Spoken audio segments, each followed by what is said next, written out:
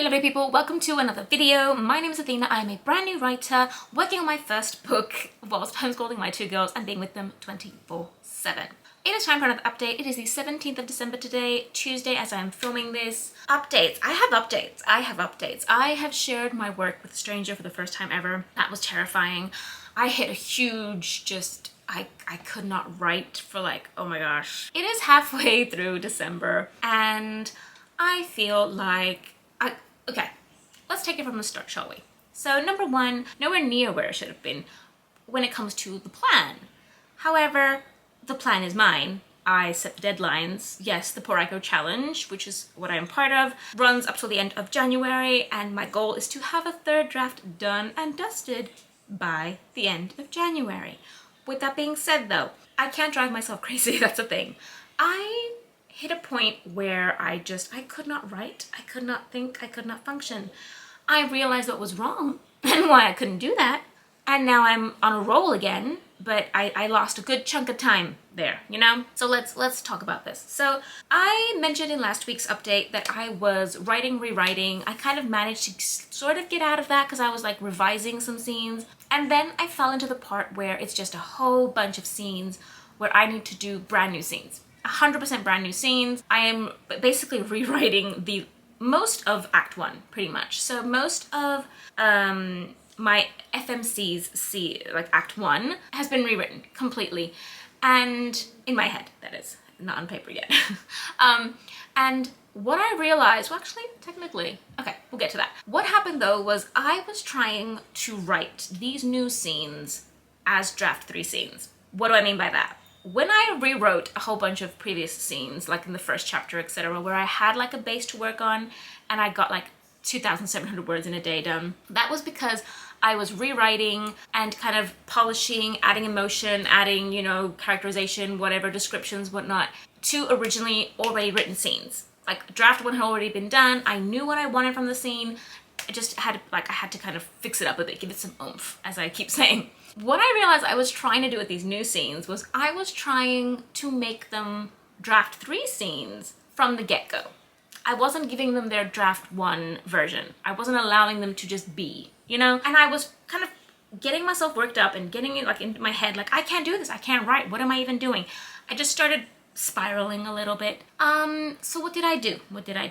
Number one, you would think I would realize in that moment that I need to let them be draft 1 scenes. No.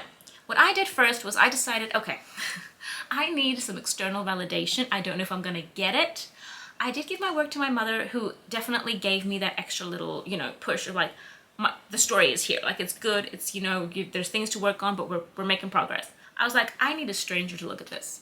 I need someone who is not related to me or doesn't care about me personally to tell me if I have a story here or not, because I don't know, I needed something. And so I went ahead and joined Meredith E. Phillips' Patreon. Now, for those of you who have no idea who I'm talking about, which is ridiculous, she is a YouTuber on authortube. She has an amazing channel where she just vlogs her writing journey and everything she is doing right now. She's currently, I think she's querying 1 book and she's just finishing up another. She's just amazing, okay? Amazing. And she has a Patreon where she offers all sorts of different perks. And one of the perks of the highest tier is, I believe it's $7 or $8 a month. She does a 10-page, sorry, she does a 10-page critique of your work for you, kind of like a critique partner would, as a fellow writer, not like, you know, in any other professional capacity. A fellow writer just kind of giving you a critique. And I kind of jumped into that. I thought, I've been contemplating it for a while, and then I thought, you know what, I've been thinking about this. I cannot find a critique partner at such short notice, like right now, to get me out of this funk. I need to do something. So I did that, and I sent her the first 10 pages. I sent her the prologue, and I sent her the first 2 scenes of chapter 1, especially that one where I just kept writing, rewriting. I just couldn't. And I got the feedback back. Anyway, I received her feedback. I asked her to be like as mean as she had to be. Like, I was like, just give it to me the way it is. I do not mind. I am perfectly fine with that. I am happy to just be told that something is terrible. I'm cool with that. Her feedback was like, it made my day. It made my day because it went from, I was interrupted, because is it a video of mine if I'm not interrupted? What was I even saying?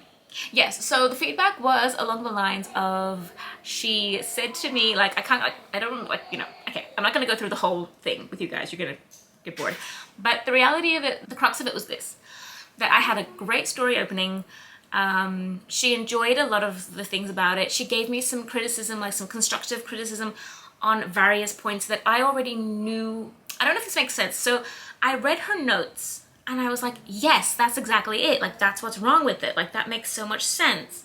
And it's like, I knew it, but until it was pointed out to me in the way she did, I could not, my brain just wasn't, it wasn't connecting, you know what I mean? Like, it's the weirdest sensation. And I was like, yes, like, yes. And a lot of the things that she said, a lot of the notes, and the things that she said about the prologue and the first couple of scenes of chapter 1 are definitely things that I can use moving into the rest of the chapters as well. And I just really, it got me. And after that point, I realized, okay, that's when I realized, after seeing that I had done a good job. These were scenes that I had reworked, revised, redone. They still need revision, but that's exactly it though, revision. I need to just kind of tweak, you know, play around with them a little bit. Nothing crazy. Whilst the brand new scenes I was trying to write and where I was stuck and I just couldn't function, they needed to be draft 1 scenes first. I needed to sit down and just write the scenes however they're coming out of my head. Then I can go back and revise them. So now we're coming back to the plan for this week, basically, and where I'm currently sitting and where I'm moving towards. It is the 17th of December. I would have preferred at this point to be at least a quarter of the way through. I'm not. However, I have finished writing the first draft version of all these new scenes that I want for my FMC. I do have a couple more to do for my MMC, who, yes, I am considering removing his POV completely, but for now we're sticking with that. I will talk about that in a second. Once I'm done with the next couple of new scenes, I'm just going to draft 1 them. I'm not even stressing about them. I'm going to go back to the beginning of the whole, like, you know, the whole new scenes portion, and I'm going to revise them. I'm going to draft 3ify them, basically. So then I can continue on revising, altering, changing the rest of draft 3. What do I don't even know if I'm making sense, but I'm going to try and explain it a little bit better because I'm me. The idea being, I don't want to leave these scenes as draft 1 scenes whilst I continue revising and editing and kind of adding whatever to the rest of this draft and turning everything else into a better version of itself when these scenes are sitting there at like draft 1 versions. Because a lot of the rest of the book is based on these first scenes. Like, these are very, very important scenes, and they kind of change everything, like the motivations of my character and all that kind of thing, like pretty big stuff. So I figured it makes a lot more sense to go back over them now when they're still fresh in my mind, and I know exactly what I want to happen. And as I look at them, like even now, I know based on what I've written, I know what I want to change. So I don't see the point in kind of moving through an entire draft just to then have draft 4 be a part of like, oh, I need to make these better versions, and then I need to like, because draft 4 for me, I think is going to be more like removing a POV, removing shortening it out, you know, removing plot points if needed, focusing more on the characters and making sure that, you know, all the motivations and everything are very clear, like a lot of those kind of things, not so much the descriptions, the writing, the general, you know, the story, the developmental aspect of it. Because while these scenes are set as draft 1 scenes, I can't function properly. I'm going to take the rest of this week. The goal is by the end of this week, I will be done with the new draft scenes, as in edited them, revised them. They are draft 3 level, and I'm powering through Act 1.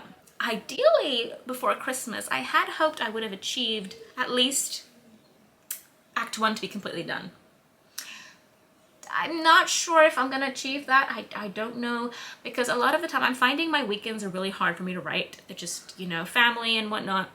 So my goal 100%, my small goal that I can achieve 100% is finishing these scenes, the new scenes, a couple more new scenes, and then just going over and revising the scenes that I've written. That is definitely attainable, I believe. That is what I'm gonna tackle this week. A slightly more like delusional maybe goal, I would, and I'm looking at my board with all my scenes and stuff, I would want to jump in and finish kind of like, ideally I would have wanted to finish the first part, which is Act 1 and a bit of Act 2. I would want to finish the first third of the first part, if that makes sense. It doesn't, but that's okay. Yeah. I do want to get a lot more done. I definitely want to get a lot more done. I'm not getting as much as I wanted to done. I am feeling behind. My document is sitting at, let me look at how many words I've got. And again, when it comes to like revising and stuff, it's a bit tricky. So I'm sitting at 12,620 words. I'm on chapter 5. My story's gonna have a lot of chapters, at least during this draft, and probably, I mean, the next one, again, if I cut out, okay, let's talk POV very quickly, and then I'm gonna let you guys go, because this video is gonna be huge. I am 90% sure I'm gonna be cutting out the male main character's POV, simply because I think the story itself is becoming very, very long, and I'm kind of losing, he's not offering as much as I thought he would, like his POV would offer. I'm still working on it. Like, I'm still gonna write the third draft with his POV just so that I can be 100% sure. Because whilst I'm writing his scenes, I'm really looking at what information are we giving here? Why is this important? Why do we need it? Do we need it? Can it be conveyed differently through the FMC's point of view? I am 90% sure that I'm going to be cutting him out, because there's also the factor of mystery. Like, it adds a bit more mystery to him. It adds a bit more of it allows for a plot twist around the midpoint, you know, for him as well. So it's, you know, that's kind of the thought process. However, that is something that I'm going to focus on in draft 4. It is not something I'm focusing on right now. I currently have to work in his POV, which is really fun. I like writing in his POV, but I also feel like it's adding more space. Like, it's adding, I need to do other things rather than take up space with his POV, I think. And then there's also the possibility of removing a whole plot line, which I don't know. We'll see. We will see. My battery is flashing. Why? Anyway, this video is too long already anyway. The crux of it is I'm working hard here. I have a lot of chapters in this draft. I'm not too worried about the chapters because, as I said, if I remove things, etc. in draft 4, the chapters will fall in draft 4. So I'm not too stressed about that. Plus, I do like lots of chapters, lots of small chapters, not big chapters. Let's be clear. I like my chapters being short and you know, sweet, concise, and just moving along. That's just me. Anyway, I will let you guys go, and yeah, I'll see you in the next update. I